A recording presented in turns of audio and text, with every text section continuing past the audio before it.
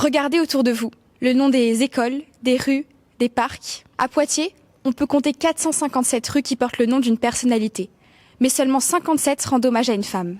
La rue possède une longue histoire où les femmes ont souvent été cantonnées à la sphère privée et les hommes occupaient l'espace public. Résultat, aujourd'hui, pour beaucoup de femmes, sortir dans la rue est devenu un véritable parcours d'obstacles. C'est exactement ce qu'a documenté Zoé Jordan dans son mémoire de master de géographie réalisé à l'université de Poitiers, soutenu en 2025. Elle y analyse le harcèlement de rue, le sentiment d'insécurité des femmes dans la ville et les dispositifs mis en place pour y répondre. Dans mon mémoire, j'ai réalisé 2 types de cartographie qui localisent les endroits où les femmes ont vécu des expériences de harcèlement de rue. Ce qui ressort de ces 2 cartes, c'est des lieux qui sont les plus cités. On a notamment la place Notre-Dame, la gare de Poitiers. Et en fait, c'est en réalité des espaces qui sont les plus fréquentés de Poitiers. Et ce qui concerne le sentiment d'insécurité, pour certaines femmes, il est vraiment présent dans toute la ville. Quand on marche avec des femmes dans leur quartier, elles décrivent plus seulement ce qu'elles ont vécu, mais ce qu'elles ressentent en direct. La gare de Poitiers, c'est un espace qui est révélateur parce que ça concentre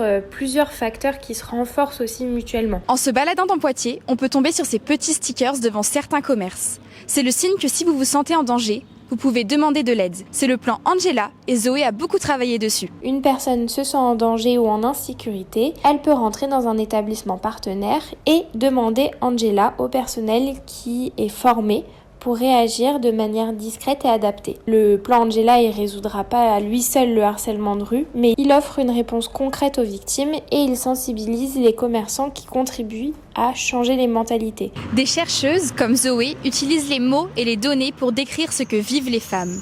Mais d'autres utilisent un autre langage, l'art. C'est le cas de l'artiste de street art Eva Par-ci Par-là qui utilise ces pratiques pour questionner et redonner une place aux femmes dans l'espace public. Pour moi, le street art, c'est malheureusement notre seul moyen à notre échelle de pouvoir faire passer des messages. Malheureusement, c'est parfois difficile pour les femmes de se rassembler. Donc on vient contrer ça en venant faire du street art. Mes œuvres, pour moi, du coup, quand je les vois, je suis assez fière de porter un message au nom de plein de jeunes femmes. Un engagement fort et surtout un message pour celles et ceux aussi qui peuvent pas forcément parler ou le faire ou s'exprimer. Plus on verra de choses créées par la femme, plus on verra des messages qui concernent les femmes et plus on pourra prendre place. C'est aussi comme ça que ces mêmes personnes vont pouvoir se sentir à l'aise dans la rue, pouvoir même s'exprimer aussi dans la rue, en société, en groupe ou entre amis. Ça sert de support et de soutien indirect. La ville n'est pas neutre. Elle a été construite en fonction de choix, de priorités et de regards.